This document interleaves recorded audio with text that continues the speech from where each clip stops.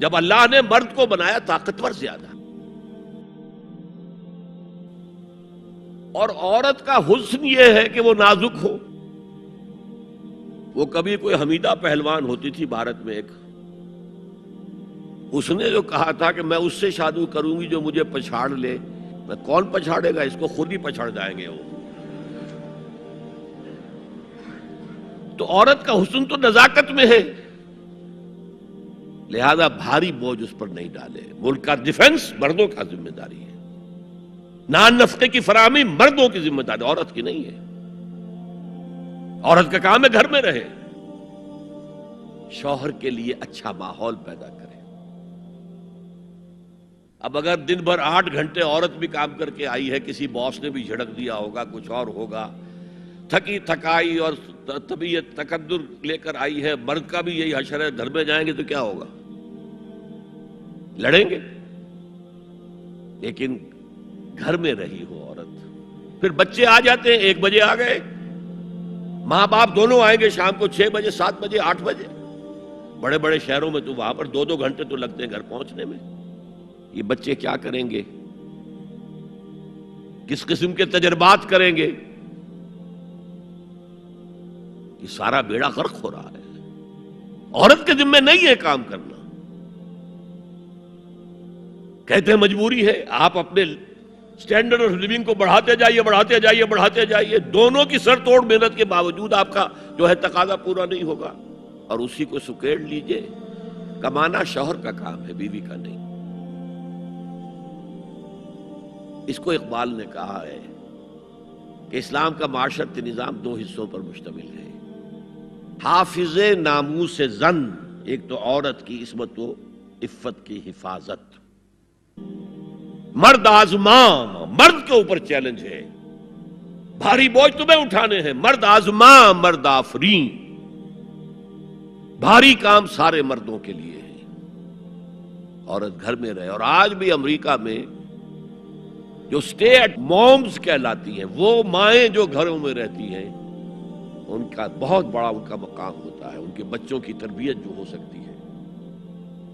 اور سب سے زیادہ مظلوم وہاں پر عورت ہے. مجھے بتایا جاتا ہے کہ جب سردی برف پڑ رہی ہوتی ہے تب بھی سب سے پہلے سڑکوں پر آپ کو عورتیں نظر آئیں گی. مرد 1 گھنٹے بعد گھر سے نکلے گا، کیونکہ اس عورت نے کہیں اپنے بچے کو کسی بیبی سیٹر کے پاس، چلڈرن کیئر کے پاس بھیجے گی، پہنچائے گی، پھر اپنے آفس جائے گی. شام کو آفس سے نکلے گی، وہاں سے بچے کو لگی، پھر گھر آئے گی. مظلوم ترین عورت ہے وہاں پر. دونوں بوجھ ڈال دیے اس پر. حمل بھی وہ اٹھائے، ولادت کی سختی بھی سہے، اور معاش کا بوجھ بھی ڈالو اس پر. واقعہ یہ ہے کہ آج کی عورت انتہائی مظلوم عورت ہے. ایک تو اسے کھلونا بنا لیا. عجیب حیرت ہوتی ہے مغربی تہذیب کو کیا ہوا ہے. عورت ننگی، مرد پورا لباس پہنے ہوئے، پینٹ بھی ہے اور کوٹ بھی ہے اور سوٹ پورا ہے اور ٹائی بھی ہے، اور عورت ننگی ہے.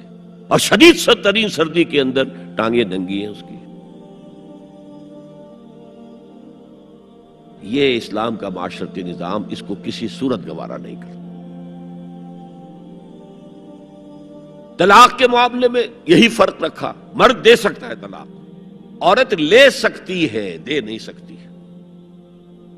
لے گی تو خلا کہلائے گی، یا عدالت میں جا کر ثابت کرے، یا یہ کہ کوئی ایلڈرز آف دی فیملی ہوں وہ درمیان میں آئے اور عورت کہے کہ میرا اس کے ساتھ نباہ نہیں ہو سکتا. خود طلاق نہیں دے سکتی، کیونکہ عورت کے اوپر جذباتی طور پر ہر مہینے میں چند دن ایسے آتے ہیں جو چڑچڑی ہوتی ہے. اس چڑچڑے پر میں وہ کچھ بھی کر بیٹھے. اسے طلاق کا حق نہیں دیا. مرد کو حق حاصل ہے. ہاں اگر ناحق طلاق دے گا اللہ کے یہاں پکڑا جائے گا. یہ بات جو ہے مرد اور عورت کو برابر کے طلاق کے حقوق، یہ بھی خاندان کی جڑ کھودنے کے مترادف ہے. اچھا، بیٹے اور بیٹی میں وراثت کا فرق ہے. کیوں؟ بیٹا شادی کرے گا تو مہر دے گا، لڑکی شادی کرے گی تو مہر لے گی. حالانکہ ضرورت لڑکی کو لڑکے کی ہے، لڑکے کو لڑکی کی ہے، دونوں کی ضرورت تو برابر ہے. لڑکا مہر دے اور لڑکی لے، کیوں؟ تاکہ یہ معلوم ہو کہ یہ سربراہ ہے، حافظ ناموس زن، مرد آزماں، مرد کی ذمہ داری ہے. ہم نے اسی ضمن میں پاکستان میں ایک تحریک شروع کی، شادی بیاہ کے ضمن میں. یہ بھی ہمارا بڑا سوشل فنکشن ہے، بہت بڑا. اور اس میں فضول خرچیاں ہو رہی ہیں، حرام کی کمائی ہوئی کمائی جو ہے وہ پانی کی طرح بہائی جاتی ہے. ابھی مجھے ایک صاحب نے بتایا کہ ممبئی میں 2 شادیاں ہوئی ہیں مسلمانوں میں، ایک میں 1.5 کروڑ روپیہ خرچ ہوا، ایک میں 80 لاکھ خرچ ہوا. ہم نے وہاں اصلاحی تحریک شروع کی. ضیاء الحق صاحب نے بھی کوشش کی تھی، آرڈیننس پاس کیا تھا، لیکن یہ چیزیں قانون سے نہیں. آپ کہیں کہ کسی دعوت میں 50 سے زیادہ مہمان نہیں آئیں گے، وہ 100 آ گئے تو زیادہ زیادہ یہ ہوگا پولیس والوں کو رشوت کا کھاتا کھل گیا، جو یہ پیسے لے جائیے صاحب. کبھی کبھی وہ پکی پکائی دیگیں لے جا کے اپنے تھانے میں بیٹھ کے کھاتے تھے. لیکن قانون سے نہیں بدلتا مزاج. ہم نے کیا طے کیا؟ دیکھو یہ ہے چٹان کی بنیاد. آپ کو بڑی اونچی بلڈنگ بنانی ہے تو دیکھنا پڑتا ہے چٹان نیچے بنیاد زمین کیسی ہے. تو بنیاد کیا ہے؟ آپ سادگی کرو، سادگی کرو، سادگی کرو، یہ واسطہ بے معنی ہے بالکل. اس لیے کہ غریب کی سادگی کچھ اور ہے، امیر کی سادگی کچھ اور ہے. سادگی کے ایک معنی تو نہیں ہے. لہذا کوئی جو ہے راک فاؤنڈیشن وہ تلاش کی جائے. وہ ہم نے کی تلاش. جو تقریب حضور سے صحابہ سے ثابت ہے ضرور کرو، ضرور کرو، ضرور کرو. عضوا علیہا بالنواجذ، اپنے دانتوں سے پکڑ لو اس کو. اور جو تقریب ثابت نہیں حضور سے اور صحابہ سے، یقیناً یہ کہیں باہر سے آئی ہے. یا تو ہمارا خاندانی پس منظر جو ہے، اکثر تو ہندوؤں سے مسلمان ہوئے، وہ سادات ہوں، صدیقی ہوں، فاروقی ہوں، عثمانی ہوں، وہی ہیں نا جو باہر سے آئے تھے. باقی تو اکثریت یہیں سے، وہ اپنا ہندوانہ پس منظر لے کر آئے. تو جس کا ثبوت صحابہ کے دور میں نہیں، وہ یقیناً باہر سے آئی ہوئی چیز ہے. اس میں پھر سادگی نہیں، اس میں کمی نہیں، جڑ سے کاٹو اس کو. اس بنیاد پر ہم نے 5 فیصلے کیے، ذرا سن لیجئے آپ بھی. اگر آپ کچھ سوشل ورک کرنا چاہیں اس کو عام کریں. نمبر 1، نکاح مسجد میں. حدیث موجود ہے، ترمذی شریف کی روایت، اعلنوا ھذا النکاح واجعلوہ فی المساجد.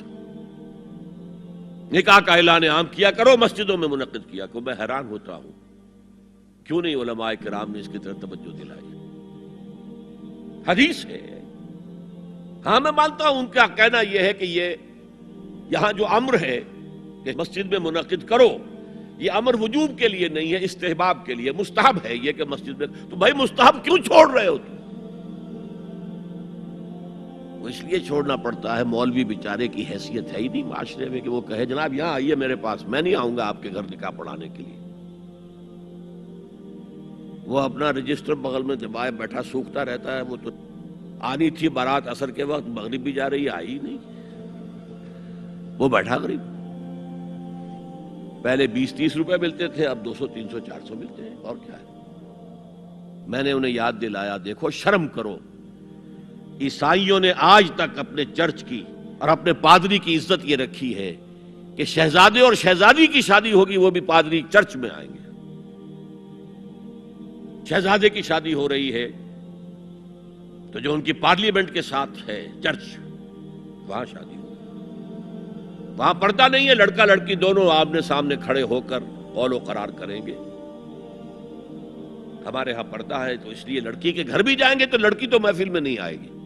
لڑکی کا ایک وکیل ہوگا، وہ وکیل اجازت لے کر آئے گا، 2 اس کے گواہ ہوں گے، اس کے سامنے اجازت لی گئی، پھر وہ نکاح خواہ کو اجازت دیں گے، وہ نکاح پڑھا دیں گے. پہلی بات یہ ہو گئی کہ نکاح مسجد. نمبر 2، نکاح کے موقع پر کوئی دعوت طعام نہیں، کوئی ثابت نہیں. دعوت طعام صرف ایک ہے، وہ ولیمہ ہے. اور اس قدر معقول بات ہے سب باپ اپنے سینوں پر ہاتھ رکھ کر سوچیں اور میری بات سنیں، کیا بیٹی کو گھر سے رخصت کرنے کا وقت جو ہے وہ خوشی کا وقت ہوتا ہے؟ جب بیٹی گھر سے جا رہی ہو، کوئی جانور بھی آپ قربانی کے لیے کوئی مینڈھا کو بکرا لے آئیں 8-10 دن پہلے اور بچے مانوس ہو جائیں تو وہ جب آپ ذبح کرتے ہیں تو پچھاڑے کھاتے ہیں کہ نہیں بچے؟ اور یہ لخت جگر ہے، نور چشم ہے، 18-20-22 برس گھر میں رہی ہے، وہ جا رہی ہے، خوشی نہیں ہے وہاں، صرف یہ ہوتا ہے اے سائی آف ریلیف کہ ایک ذمہ داری کا بوجھ تھا، اللہ نے آج پورا کرا دیا، اتروا دیا بوجھ۔ پھر بھی اندیشہ ہوتا ہے، پتہ نہیں مزاج ملے نہ ملے، نئے ماحول میں جا رہی ہے، وہاں جا کر ایڈجسٹ ہو یا نہ ہو، اندیشے پھر بھی ہوتے ہیں۔ تو ان سے مرغ پلاؤ کھانا اور متنجن کھانا کوئی معقول بات نہیں ہے۔ معقول بات کیا ہے؟ لڑکا، اس کا گھر آباد ہوا ہے، وہ ولیمہ کرے، اس پر باقاعدہ احادیث اولبو ولو بشاتن، ولیمہ ضرور کرو چاہے ایک ہی بکری ہو تمہارے پاس، ذبح کرو، کاٹو، کھلاؤ گوشت اپنے دوستوں کو، احباب کو۔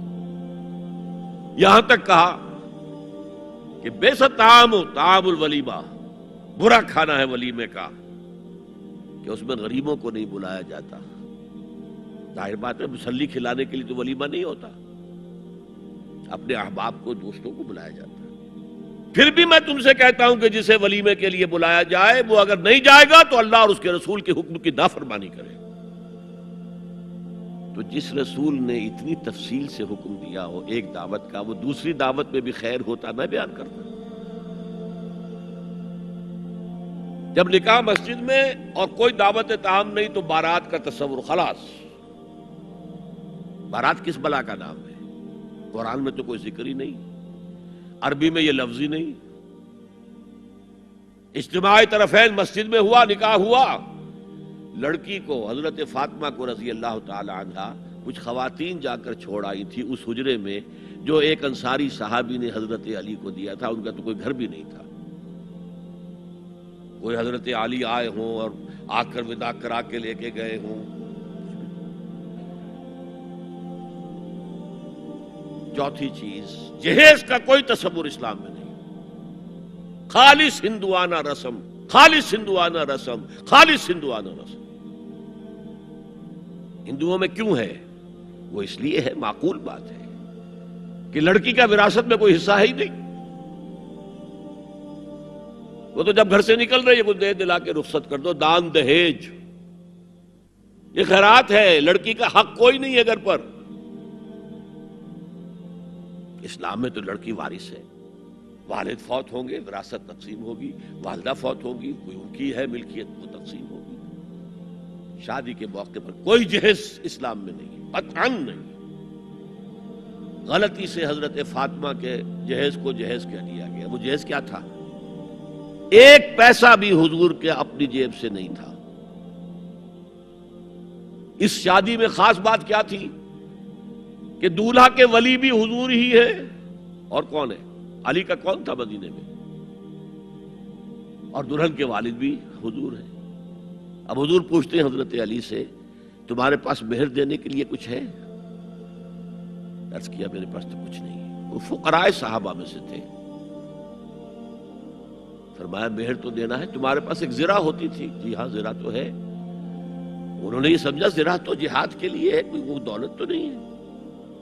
فرمایا جاؤ اسے بیچو یا گروی رکھ کے قرض لے کر آؤ۔ وہ گئے، حضرت عثمان نے خرید لی، اور کچھ دنوں کے بعد واپس کر دی ہدیتاً، یہ زرہ میں ہدیہ آپ کو کر رہا ہوں۔ اس وقت اگر کہتے چھوڑو علی، کہاں تو لو میں پیسے دے دیتا ہوں تمہیں، تو ان کی طبیعت پر بار ہوتا۔ اس پیسے سے حضور نے کچھ پیسے گھر بھیجے اندر، دلہن کو ذرا تیار کر دو،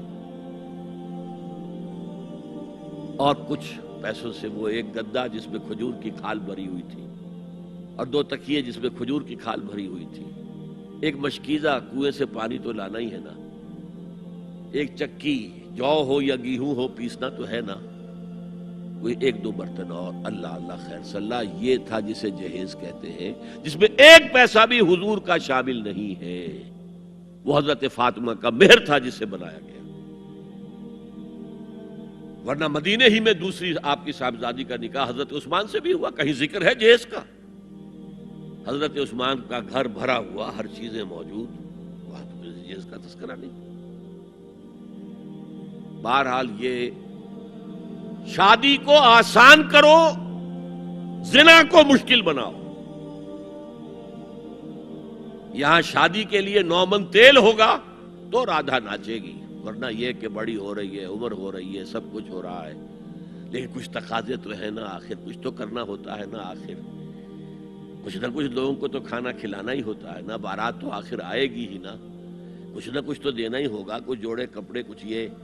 اسلام کا فلسفہ جو میں نے 4-5 باتیں آپ کو بتا، فلسفہ یہ ہے کہ لڑکی کے باپ پر ایک پیسے کا بوجھ نہیں، اس نے لڑکی پال پوس کے تمہارے حوالے کر دیا، اب اور کیا چاہتے ہو تم؟ سارا مرد آزماں مرد آفرین، مرد کو چیلنج دیا ہے، تم مرد ہو، مہر تم دو گے۔ اور سب سے بڑھ کر کیا ہو رہا ہے آج کل بھی ہوتا ہے، وہ ہمارے ایک کچھ کام ہوتے ہیں اسلامی، وہ بھی ہے کچھ وہی ہندوانہ پس منظر۔ نکاح کی محفل میں چھوارے کون لے کے آتا ہے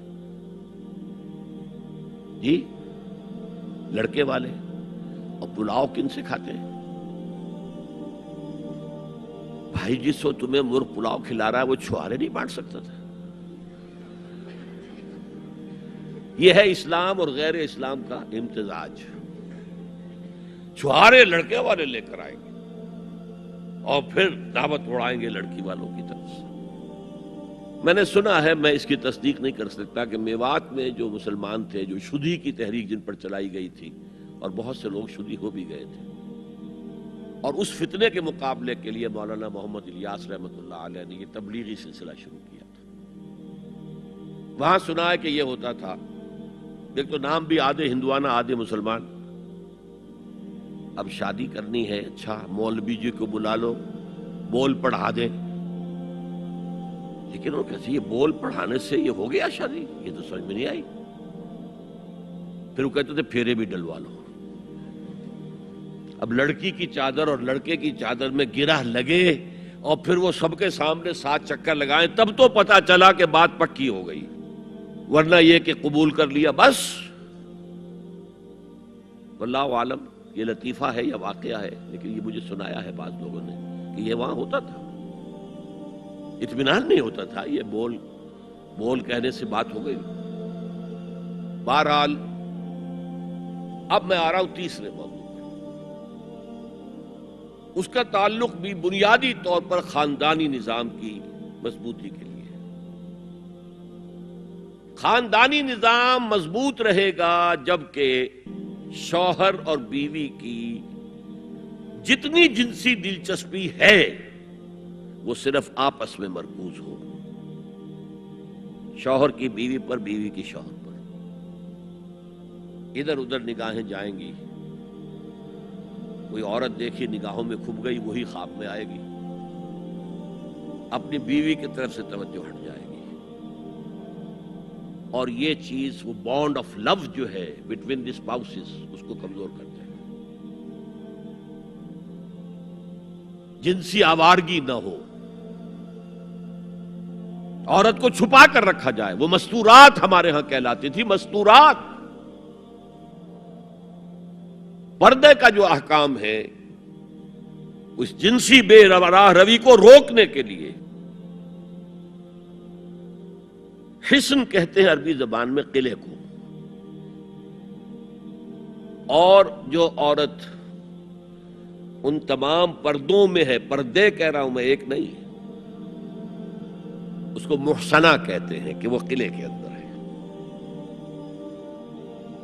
یا تو وہ خاندان کے اندر رہ رہی ہے، بھائیوں کی اور باپ کی پشت پناہی حاصل ہے اسے، وہ اس کی عصمت و عفت کے محافظ ہیں، یا وہ شوہر کے گھر میں آ گئی ہے تو وقرن فی بیوتکن، اپنے گھروں کے اندر رہو، وقار کے ساتھ، تو وہ ایک قلعے کے اندر ہے، محسنات۔ اب دیکھیے اس زمانے کی منافقت سب سے بڑی کیا ہے۔ ایک طرف نفسیات میں کہتے ہیں کہ فرائیڈ بابا آدم ہے جدید نفسیات کا، اور وہ کہتا ہے کہ انسانوں میں سب سے بڑا جذبہ، سب سے بڑا موٹیو جنسی ہے۔ اللہ نے بڑی کشش رکھی ہے، مرد میں عورت کے لیے، عورت میں مرد کے لیے، لیکن عورت پیسیو ہے، مزاجن، وہ اقدام نہیں کرتی، آگے نہیں بڑھتی۔ مرد اقدام کرتا ہے، آگے بڑھتا ہے۔ یہ جو کشش ہے، اس کے نتیجے میں مرد اور عورت کے درمیان بے حجابی گویا کہ آگ پر تیل ڈالنا ہے، آگ بھڑکے گی۔ اسلام نے اس کو روکا ہے، پورا نظام اس کا معاشرتی، ایک بہت بڑا پردہ پورے معاشرے میں ہے، بہت بڑا پردہ، جیسے یہ چھوٹا سا پردہ آپ کو نظر آ رہا ہے نا، ادھر عورتیں ادھر مرد ہیں۔ اسلامی معاشرہ سیگریگیٹڈ ہے، مخلوط معاشرہ نہیں ہے۔ عورتوں کا اپنا دائرہ کار ہے، مردوں کا اپنا ہے۔ کما کر لانا مرد کا کام ہے، عورت کا کام نہیں ہے۔ وہ گھر میں خوش اسلوبی کے ساتھ رہے، اچھے انداز میں پکائے، شوہر کا استقبال مسکراہٹ کے ساتھ کرے، جب وہ گھر واپس آ رہا کام کر کے، بچوں کی دیکھ بھال کرے۔ اور اس اعتبار سے میں کہا کرتا ہوں، قوم کا حال جو ہے پریزنٹ، یہ مردوں کے حوالے، اور قوم کا مستقبل عورتوں کے حوالے۔ مستقبل اگلی نسل، اس کی صحیح تربیت ہوگی، ماں کے دودھ کے ساتھ اس کے اندر اسلام اور ایمان کے جذبات جائیں گے۔ آج تو وہ دودھ پلانا بھی ختم ہوا، بوتل کا دودھ، ڈبے کا دودھ،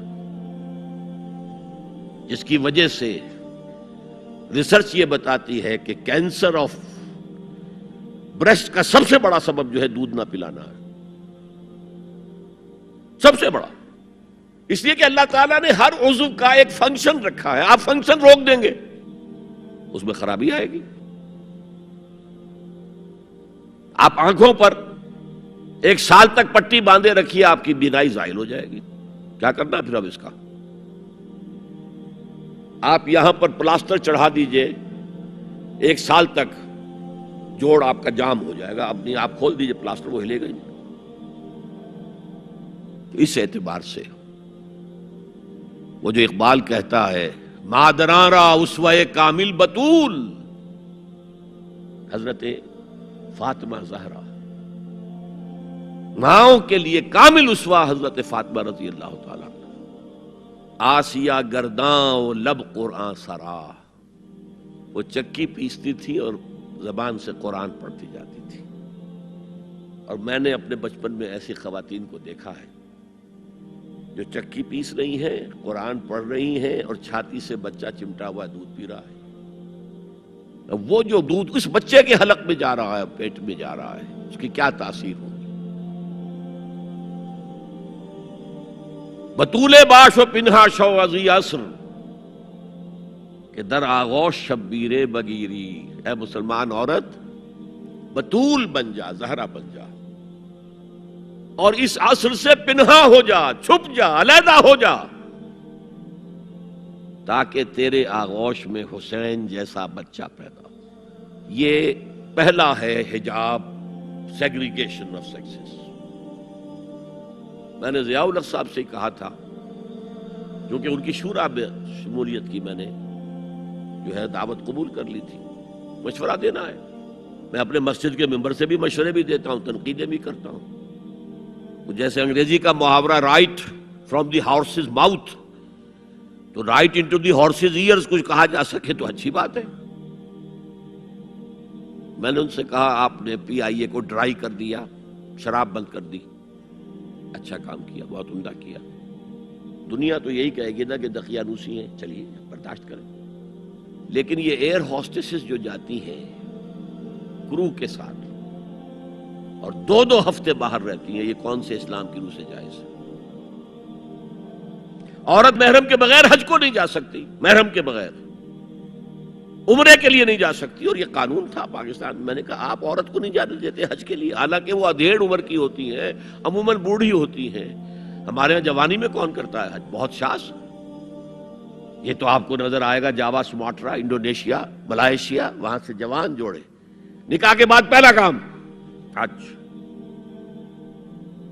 کہ ہمارے ہاں سے تو بڈھے ٹھیرے گئے ہوئے ہوتے، اور پہلے زمانے میں تو ان کو رخصت کر دیتے تھے کہ بس رخصت ہی ہو جائیں گے، یہ واپس نہیں آئیں گے اب۔ تو میں نے کہا یہ کون سا اسلام ہے؟ خاموش، چپ۔ میں نے کہا یہ ناشتے کی ٹرے اور کھانے کی ٹرے مرد نہیں رکھ سکتے صاحب؟ میرے خلاف باقاعدہ خواتین نے جلوس نکالے پاکستان میں جب میں نے پردے کی بات کی۔ گورنر سندھ کی بیوی جو ہے اس نے لیڈ کیا جب اس کو مطالبہ کیا کہ ان کی ٹیلی ویژن کے اوپر جو ہے ان کا سامنے آنا بند کیا جائے۔ میں نے کہا ٹھیک ہے۔ بدا الاسلام غریبا ویسعود کما بدا فطوبی للغرباء۔ اسلام شروع ہوا تھا تو اسی حالت میں تھا کہ کوئی اس کو جانتا پہچانتا نہیں تھا، پھر جب اسلام غالب ہو گیا تو طاقتور کے تو سبھی دوست ہیں، سبھی پہچاننے والے، لیکن ان قریب اسلام پھر غریب ہو جائے گا۔ تو جو اسلام کی غربت کے ساتھ خود غریب ہو جائیں ان کے لیے مبارکباد۔ اسلام کا دامن نہ چھوڑیں، چاہے انہیں کہا جائے کہ یہ تو بڑے ہی دقیانوسی لوگ ہیں، بڑے کٹر لوگ ہیں۔ میں نے اس زمانے میں چیلنج کیا تھا، مجھے بتاؤ کیا فرق واقع ہوتا ہے؟ آپ کہیں گے عورتوں کو اگر ہم گھر میں بٹھائیں تو ہماری اکانومی سفر کرے گی، آدھی ہماری جو ہے لیبر وہ کام نہیں کرے گی۔ میں نے کہا where there's a will there's a way۔ Cottage industry کا انتظام کرو، نمبر 1، گھروں میں بیٹھ کر کام کریں۔ دوسری جنگ عظیم کے دوران ایک بڑا علاقہ تھا دلی میں جس کا ہر گھر کارخانہ بنا ہوا تھا، کرخندار، یہ ایک قوم کا نام پڑ گیا، کرخندار۔ چھوٹی چھوٹی مشینیں لگی، کہیں بٹن بن رہے ہیں، کہیں بکسوئے بن رہے ہیں، کہیں نکریں سل رہی ہیں، کہیں پینٹیں سل رہی ہیں، کہیں جو ہے کرتے سل رہے ہیں، قمیضیں۔ صبح کے وقت ٹرک آیا، خام مال دے گیا، شام کو آیا، تیار مال لے گیا۔ عورت نہ گھر سے نکلی نہ باہر گئی، کچھ نہیں، اور کام کیا، کما لیا۔ کاٹیج انڈسٹری کا انتظام کرو۔ اسی طریقے سے ایسے یونٹ بناؤ انڈسٹریل جس میں عورتیں کام کریں، عورتیں سپروائز کریں، ورکنگ آورز کم رکھو تاکہ وہ اپنے گھر کا کام بھی کر سکیں۔ کرو۔ عورتوں کے ہسپتال میں عورتیں مرد، عورتیں مریض، عورتیں ڈاکٹر، عورتیں مریض، عورتیں نرسز۔ مردوں کے ہسپتال میں فیمیل نرسز کا کیا کام ہے؟ کیا میل نرسز نہیں ہوتے؟ اور کیا آرمی کے اندر جو فارورڈ یونٹس ہوتے ہیں کہ جو جاتے ہیں محاذ کے اوپر، ان میں کوئی عورت نرس جاتی ہے؟ میل نرسز جاتے ہیں، حالانکہ سب سے زیادہ نرسنگ کی ضرورت وہاں ہوتی ہے۔ کسی کا بازو اڑ گیا ہے، کسی کی ٹانگ اڑ گئی ہے، کسی کے پیٹ میں آ کر کسی بم کا ٹکڑا جو ہے لگایا، تڑیاں باہر نکلی ہوئی ہیں، تو نرسنگ سب سے زیادہ وہاں ضروری ہے۔ وہاں تو فیمیل نرسز نہیں ہوتی، میل ہوتے ہیں۔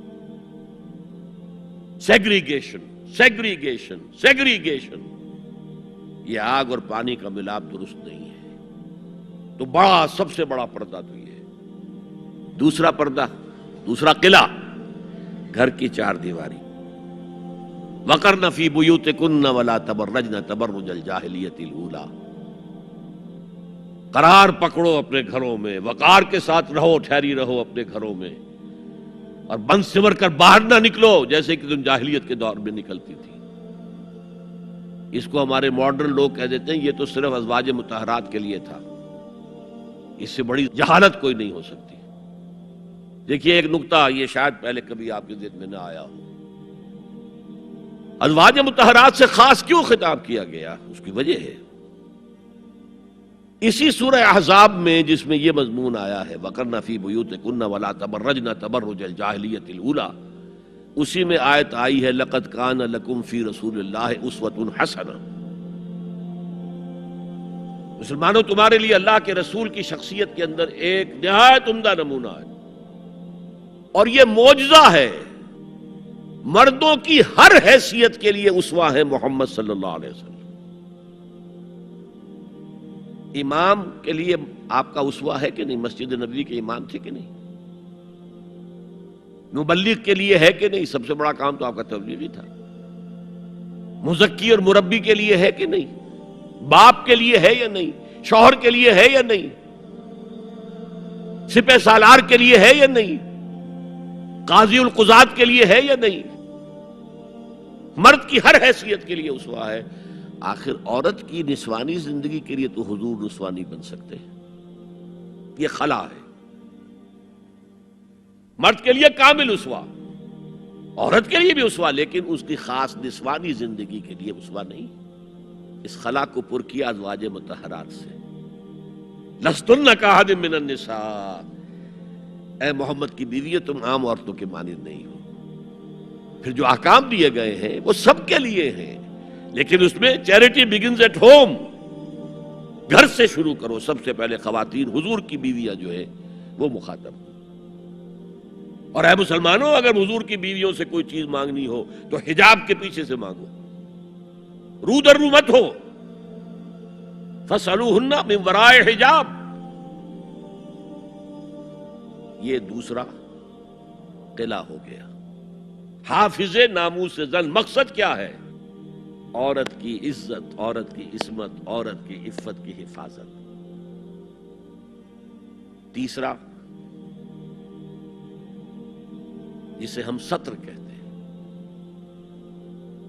عورت گھر میں بھی ہے، گھر میں ہے، اور وہاں صرف محرم آئیں گے، نامحرم نہیں آئیں گے۔ محرموں کی اتنی لمبی لسٹ دی گئی ہے، اللہ نے کس لیے دی ہے؟ کیا قرآن مجید میں لفاظی ہے؟ ایک ایک لفظ گنجینہ معنی کا طلسم اس کو سمجھیو، جو لفظ کے غالب میرے اشعار میں آوے۔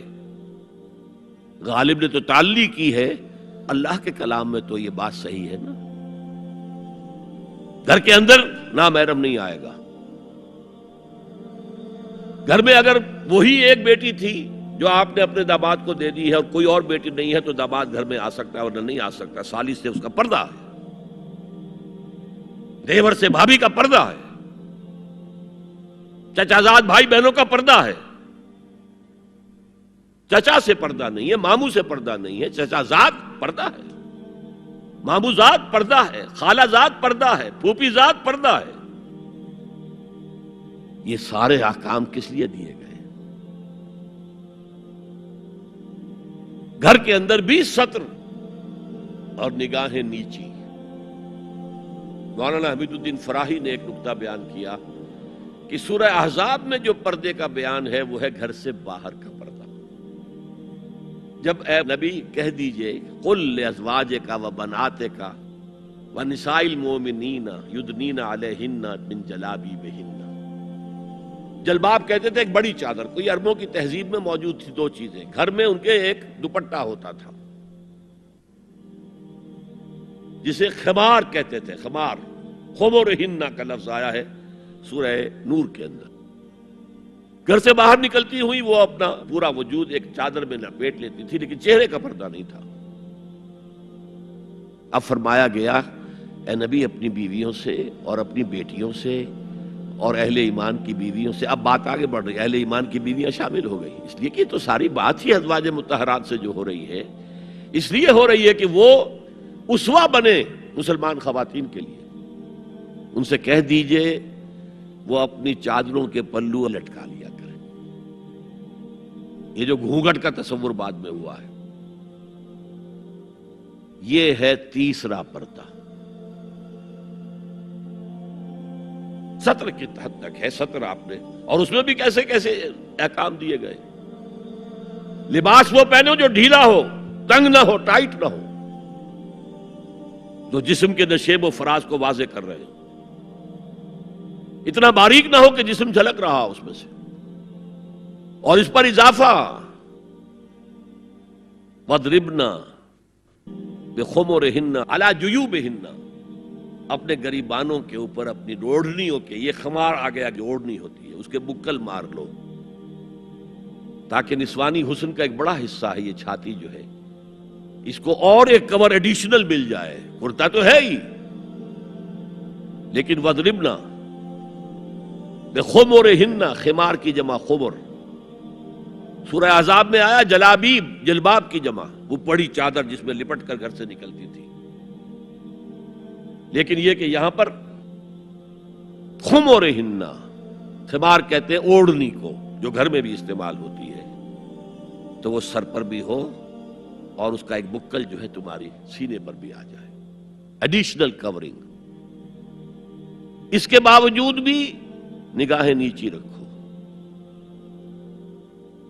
باپ کی نگاہ بھی نہ پڑے تمہارے نسوانی حسن پر، وہ بھی مرد ہے. بھائی کی نگاہ نہ پڑے. اہل ایمان تم بھی اپنی نگاہیں نیچی رکھو، اور اہل ایمان عورتوں تم بھی اپنی نگاہیں نیچی رکھو. اور آج انسیسٹ جو ہے، باپ کا بیٹی سے ملوث ہو جانا اور بیٹے سے ماں کا ملوث ہو جانا اور بہنوں اور بھائیوں کے درمیان، یہ اس قدر پھیل چکا ہے. امریکہ کے اندر وہاں سب سے مہنگے ڈاکٹر جو ہیں وہ سائیکیٹرسٹ ہیں، سب سے مہنگی دوائیاں جو ہیں وہ دماغ امراضی کی ہیں. اور وہ سائیکیٹرسٹ کہتے ہیں کہ انسیسٹ جو ہے، حرام رشتوں کے اندر جو ہے اگر زنا کا معاملہ ہو رہا ہو تو یہ سب سے بڑا سبب ہے دماغی امراض کا اس معاشرے کے اندر. فطرت کے خلاف جو کام ہوتا ہے، طبیعت یہ بات تو کرتی ہے نا، شوق تو ہوتا ہے، پھر دماغی توازن کھو بیٹھتے ہیں. یہ ہے 3 پردے ہیں مسلمان عورت کے، جس کو آج بالکل ختم کرنے پر مغرب تلا ہوا ہے. اس لیے کہ کسی بلی کی دم کٹ جائے تو وہ چاہے گی کہ سب کی کٹ جائے. ان کا بیڑا غرق ہو چکا ہے، ان کی تہذیب ختم ہو چکی ہے. تہذیب نہیں ہے آج ان کے پاس، خاندانی نظام ختم ہو چکا ہے. بوڑھے والدین کو لے جا کے اولڈ ہاؤسز کے اندر پھینک دیا، اور وہ سال سال بھر ترستے رہتے ہیں، کوئی نہ بیٹا آتا ہے نہ بیٹی آتی ملنے. بس ٹھیک ہے نا، ہم نے فریج دے رکھا ہے، سب کچھ سامان وہاں پہ ہوتا ہے، ٹیلی ویژن دے رکھا ہے، اپنا وقت گزاریں. اپنے بیٹوں بیٹیوں کو دیکھنا نصیب نہیں ہے. اب تو یہاں تک نوبت آئی ہے کہ پہلے کم سے کم یہ ہوتا تھا کہ کرسمس پر یقینی ہو جاتا تھا کہ بیٹا بیٹی ملنے آئیں گے. اب وہ بھی نہیں ہے. خاندانی نظام کیسے قوی ہوگا؟ لڑکا ایک خاص عمر کا ہوا، جاؤ اب نکلو گھر سے، اب جاؤ اپنی کوائی کرو اور کھاؤ، ہم سے معاملہ ختم ہے. لڑکی جاؤ، تو ظاہر بات ہے کہ لڑکا لڑکی بھی پھر وہی کریں گے، بعد میں اٹھا کر پھینکیں گے آپ کو. گھر میں نہیں رکھ سکتے، ہماری آزادی میں مخل ہوتے ہیں. تو معاشرتی نظام، میں نے آپ سے عرض کیا، پہلا اصول کیا تھا؟ تمام انسان مساوی. اور اس پر گواہی میں نے کس کی دی؟ شاتم رسول H.G. ویلز کی. اس میں ایک وضاحت رہ گئی تھی، جو تازہ ایڈیشن اب مارکیٹ میں ہے اس میں سے یہ پیسج نکال دیا گیا ہے جو میں نے آپ کو سنایا. جو نئے ایڈیٹرز ہیں ان کے حلق سے یہ کڑوی گولی نہیں اتری کہ H.G. ویلز کا یہ جملہ بھی شامل رہنے دیا جائے، نکال دیا گیا. تو ایسا نہ ہو کہیں آپ جدید کوئی ایڈیشن دیکھیں اور اس میں تلاش کریں، نہ ملے تو آپ سمجھیں کہ میں نے کوئی غلط بات آپ سے کہی ہے. لائبریریوں میں پرانے ایڈیشن مل جائیں گے، جائیے اور دیکھیے. A concise history of the world میں جو حضور کا چیپٹر ہے کھول کر پڑھیے، آپ کو مل جائے گا جملہ.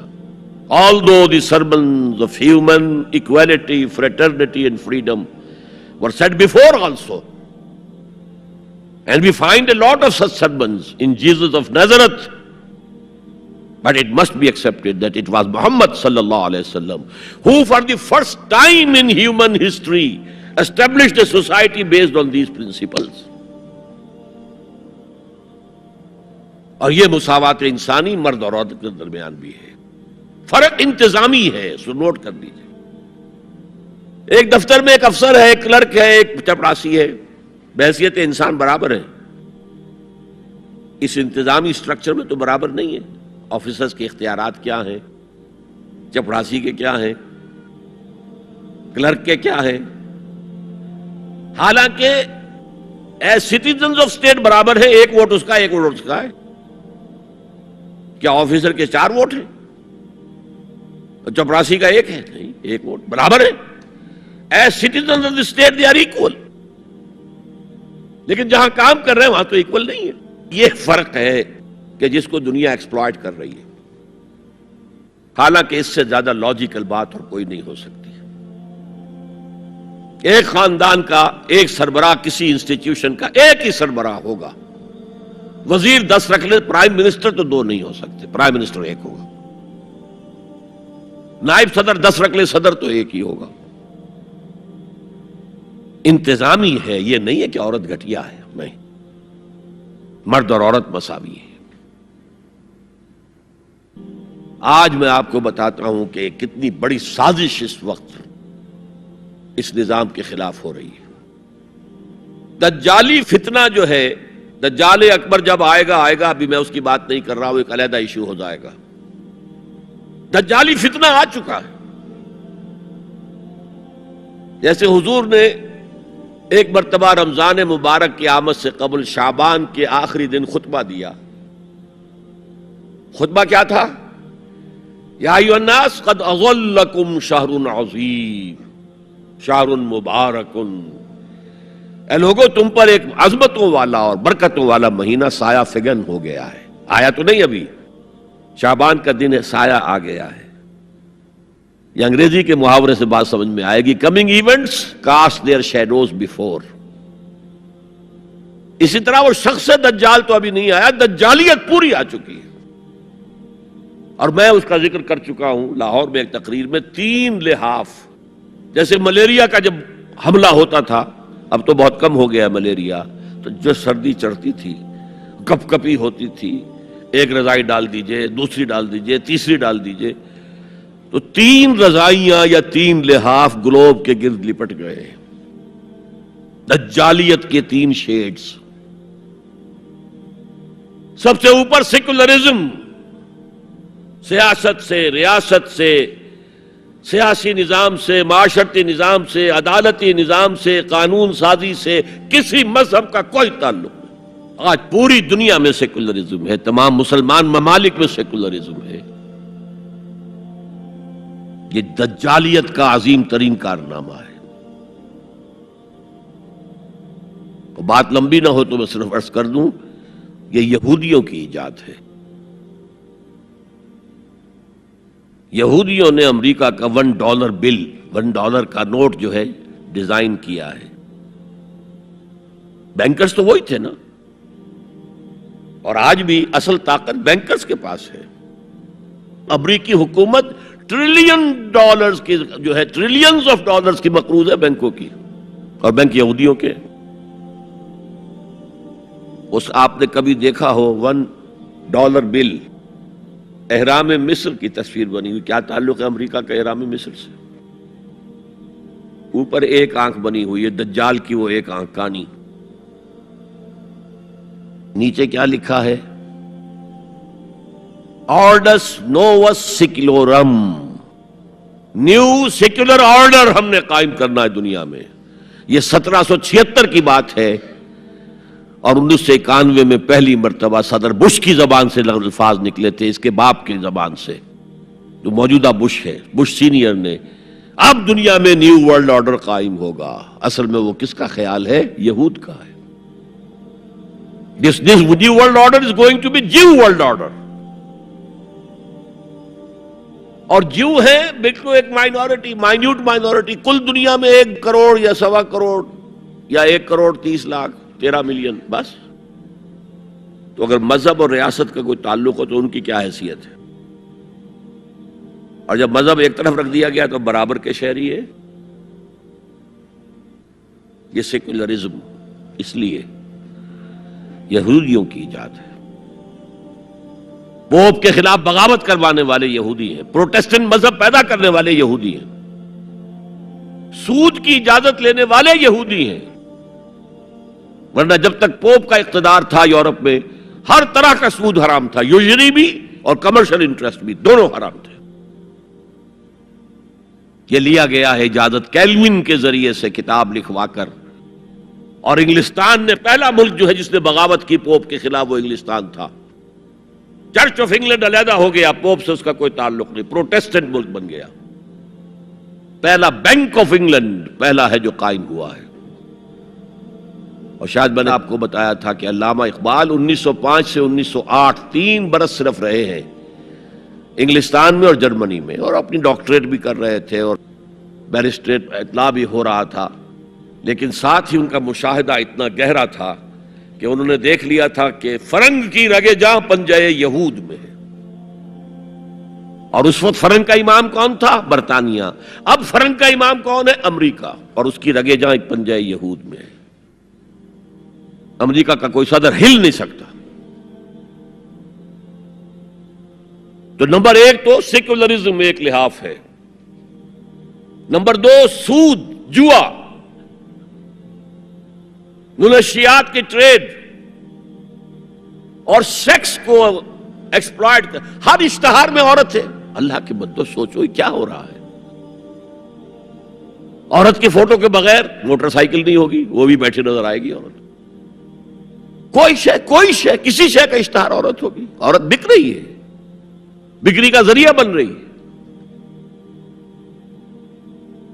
وہ انٹرسٹ، جوا، فحاشی اور اس کی بنا پر آمدنی، اس سب کا لحاف ہے جو پوری دنیا کو اپنے لپیٹ میں لے چکا ہے۔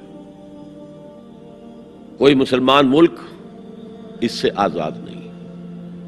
دجالیت کے 2 لحاف۔ ہاں ابھی تیسرے نظام پر جو میں نے کہا تھا سب سے نیچے خاندانی نظام ہے، آئلی قوانین ہے، معاشرتی نظام ہے، سیگریگیشن آف سیکسز ہے، سطر کے احکام ہیں، حجاب کے احکام، یہ سب سے نیچے۔ ابھی اس سطح پر مغرب میں تو بربادی آ چکی، لیکن ابھی مشرق میں یہ خاندانی نظام کچھ باقی ہے، کچھ شرم و حیا کی بھی کوئی نہ کوئی قدر ہے، کوئی عصمت و عفت کا بھی کوئی معاملہ ہے۔ عصمت فروشی کو بھی برا کام سمجھا جاتا ہے، والدین کی خدمت کرنے کو بھی اچھا سمجھا جاتا ہے۔ یہ ویلیوز ابھی ہیں، ویسے تو پورے ایشیا میں ہیں لیکن زیادہ مسلمانوں میں۔ قرآن مجید میں 5 جگہ اللہ کے حق کے بعد فوراً والدین کا حق ہے۔ وَقَضَىٰ رَبُّكَ أَلَّا تَعْبُدُوا إِلَّا إِيَّاهُ وَبِالْوَالِدَيْنِ إِحْسَانًا، تیرے رب نے فیصلہ کر دیا ہے کہ اس کے سوا کسی کی بندگی نہیں کرو گے اور والدین کے ساتھ نیک سلوک کرو گے۔ اللہ کے حکم کے بعد، اللہ کے حق کے بعد والدین کا حق ہے۔ سورہ لقمان میں انشکر لی ولوالدیک، شکر ادا کرو میرا بھی اور اپنے والدین کا بھی۔ اور سورہ بنی اسرائیل میں تو کیا تفصیل آئی ہے، اما یبلغن عندک الکبر احدہما او کلاہما فلا تقل لہما اف ولا تنہرہما وقل لہما قولا کریما واخفض لہما جناح الذل من الرحمۃ وقل رب ارحمہما کما ربیانی صغیرا۔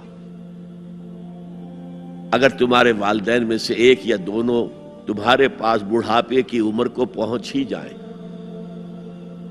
انہیں کبھی اف تک نہ کہنا، دل نہ توڑنا ان کا، چھاتی چوڑی کر کے بات نہ کرنا، ان سے کندھے جھکا کر بات کرنا، ادب سے گفتگو کرنا۔ قل لہما قولا کریما واخفض لہما جناح الذل من الرحمہ، اپنے کندھوں کو جھکا کر رکھنا، اور پھر کہنا، اللہ سے دعا کرنا، رب ارحمہما کما ربیانی صغیرا، پروردگار میرے ان والدین پر رحم فرمائیو جیسے کہ انہوں نے مجھے پالا تھا جبکہ میں چھوٹا سا تھا۔ تو خاندان کے نظام کو مستحکم کرنے کے لیے 3 ڈائمنشنز ہیں، جیسے ایک کمرہ ہے، چوڑائی ہے، لمبائی ہے، اونچائی ہے۔ پہلے تو شوہر اور بیوی کے درمیان بانڈ آف لو، اب یہ شوہر اور بیوی پیرنٹس بن گئے ہیں، والدین بن گئے، اولاد آ گئی۔ سیکنڈ ڈائمنشن ایڈ ہو گئی، ادب، عزت،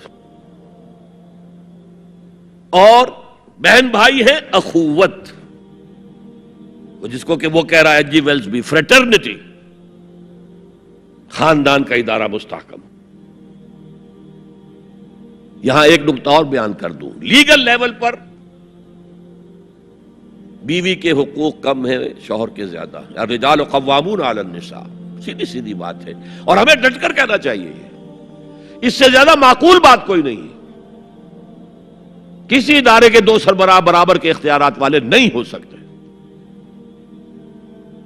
لیکن اخلاقی طور پر جو ماں کا حصہ ہے، باپ کا حصہ اس سے 1/3 ہے۔ قرآن مجید میں آیا ہے نا، حملتہ امہ وہنا علی وہن وفصالہ فی عامین ان اشکر لی ولوالدیک، اسے اٹھائے رکھا اس کی ماں نے اپنے پیٹ میں، کمزوری پر کمزوری جھیل، کمزوری تو ہو رہی ہے، اس کا خون چوس رہا ہے اندر، جونک جو ہے وہ چوس رہی ہے خون اس کا، اور سب ماؤں کو تو اتنی نرشمنٹ موجود نہیں ہوتی کہ آپ پریگننسی میں اس کے لیے ضروری نرشمنٹ فراہم کر دیں۔ وہنن علی وہن، کمزوری پر کمزوری جھیل کر بھی اپنے پیٹ میں اٹھائے رکھا، وفصالہ فی عامین، اور پھر دودھ چھڑانا ہوا 2 سالوں میں، وہ جونک جو ہے وہ پھر اس کی چھاتیوں سے چمٹ گئی، لہذا اس کا حق 3 گنا زیادہ ہے باپ سے۔ ایک صحابی حضور سے پوچھتے ہیں، حضور میرے حسن سلوک کا اولین مستحق کون ہے؟ فرمایا تمہاری والدہ۔ پھر پوچھا ان کے بعد کون؟ پھر کہا تمہاری والدہ۔ پھر پوچھا ان کے بعد کون؟ پھر کہا تمہاری والدہ۔ پھر پوچھا ان کے بعد کون؟ تو کہا تمہارے والد۔ 3 درجے۔ اور یہ جو فرمایا الجنت تحت اقدام الامہات، جنت تو ماؤں کے قدموں تلے ہے، یہ باپ کے بارے میں تو نہیں فرمایا۔ یہ ہے ایکویشن، بیلنس۔ اسلام قسط کی بات کرتا ہے، انصاف کی بات نہیں کرتا۔ انصاف تو یہ کہ آدھی روٹی ادھر دے دو آدھی ادھر دے دو، انصاف ہے، یہ اچھی چیز ہے۔ یہ قسط یہ ہے کہ بوجھ اٹھانا ہے تو جو زیادہ قوی ہے اس کو زیادہ بوجھ دو اٹھائے، اور جو کمزور ہے اسے کم بوجھ دو، یہ قسط ہے۔ تو اسلام نے عورتوں پر ذمہ داریاں کم رکھی، ان کے اختیارات کم رکھے، لیکن اولاد پر حق ماں کا 3 درجے فائق رکھا، اور اس سے وہ خاندان کا ادارہ جو ہے مستحکم ہوتا ہے۔ تو آج کیا سازش چل رہی ہے؟ ویسٹ تلا ہوا ہے ایسٹ کے اندر بھی خاندانی نظام کو ختم کرنے پر۔